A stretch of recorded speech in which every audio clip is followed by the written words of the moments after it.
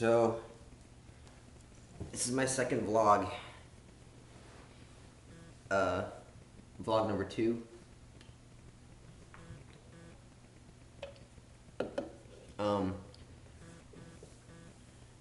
you might be wondering, hey, I'm subscribed. Why didn't I see your first vlog? That's because my first vlog got taken down off YouTube because it violated the terms of service. What happened was I tried to make a video. The vlog had a reference to one of my favorite profiles named LU Red Plebeian. I made a reference to him, so I tried to add a visual. So I typed to Google Images plebeian, but autocorrect changed it to lesbian. But once I saw the pictures, I decided those are better, so I put those in.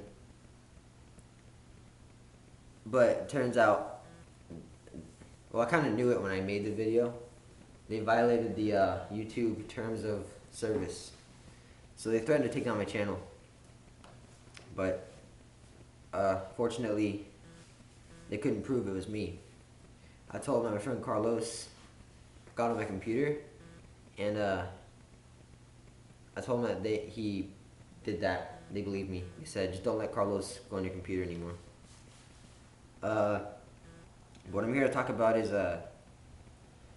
today is the first anniversary of Eli Whitney Houston's death. Now, many of you guys might know Eli Whitney Houston for several things. One of them was that she died on the toilet from a drug overdose, but many of you guys know her for her achievements in civil rights. She was a famous black rapper, and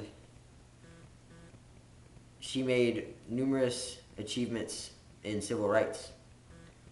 One of them being when a white man, she was on the bus, right? And from what I've heard, on the normal buses, all the cool kids like to sit in the back of the bus because then you're furthest away from the bus driver. The thing is, I wouldn't know because my bus doesn't have very many seats in it. It's kind of short. My mom says that the bus is short so it's faster. That's what I tell my friends. They make fun of me for being on a bus that's smaller. They say, oh yeah, well my bus is faster than yours. And well, anyways, she was sitting on the back of the bus and a white man said, hey, N-word, move to the front of the bus. And she said, no, I was here first. And she got kicked off the bus, but she took a stand. That's what was important. But unfortunately, like many other people, she struggled with a cocaine addiction, or more colloquially known as cocaine. So, as you know, cocaine is a depressant, so it's not really a drug. Cocaine really doesn't have any downsides. I don't do cocaine, but if you look at the studies, numerous studies prove that cocaine helps cancer and it helps students' grades. So I think it should definitely be legalized for recreational purposes. But anyways, it's a depressant, which is why Charlie Sheen used so much cocaine. Because he couldn't sleep, he had insomnia, so he would shoot cocaine. He would inject it before he goes to sleep. And the cocaine would make him have elusive dreaming, which is when you're asleep, but you're still awake. So you have really crazy dreams. But anyways, there's a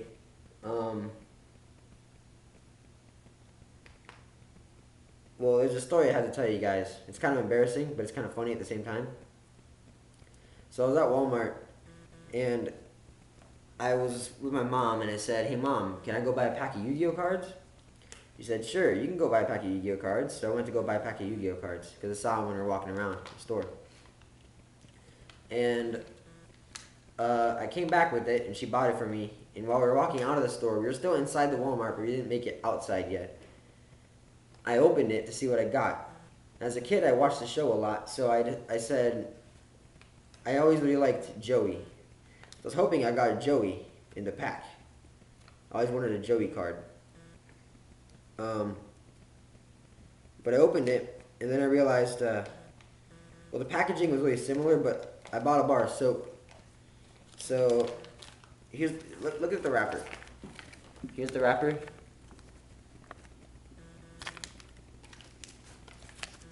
Uh, Gold antibacterial deodorant soap.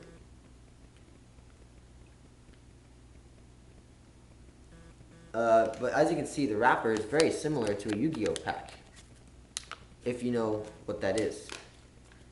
Yu-Gi-Oh is a Chinese card game, and also an anime. So I opened it and realized it was soap, and it was kind of embarrassing, but in order to make it not embarrassing, I had to think fast. So I opened it, and it made it look like I wasn't surprised. So I took off my shirt in the Walmart, which isn't that weird, and I started rubbing it on my body, like, oh, I'm glad I got this soap. I'm gonna start washing myself. What I didn't realize was there was still sweat on my body from when I was running around at the playground earlier. Because today at recess, we got extra time, so we just got picked up straight from recess after school. So I was rubbing it on my body, and the sweat activated the soap. So I didn't know this until about today, when I realized I was really itchy. If you let soap sit on your skin after it gets wet, it itches really bad. I didn't know that until today. But actually, I think I knew that because one time when I was a kid, well, not one time, it was a few times. One time when I was a kid, I'd give my dog a bath, and when I get really lazy, so when I put shampoo on her fur, I go to spray her fur, and then I wouldn't rinse it off. I just leave the shampoo water on her and send her back inside, because the first thing she'd do is go into my room and it would dry off on my bed, and it was really annoying. So I decided if I leave the soap on her, when she dries off on my bed, it'll clean my bed off and it'll make my bed smell like shampoo. Well, it turns out the shampoo made her skin itch really bad. So she'd kick herself to itch herself. You know how dogs do that. They go like, and they scratch themselves under the neck and stuff. She wound up actually cutting her throat open. We had to run her to the emergency room. Luckily they stitched her up, but they decided that since this was like the third time this had ever happened, this is like the third time over the course of like 4 months, they decided that our house was not fitting for a dog, and they took away our dog about a month ago. So yeah.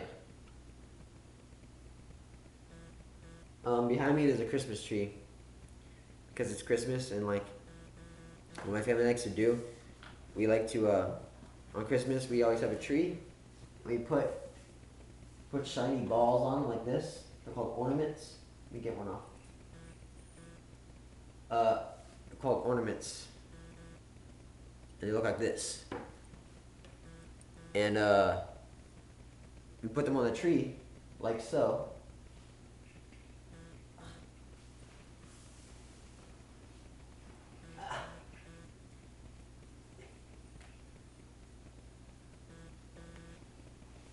And there, we decorate the tree.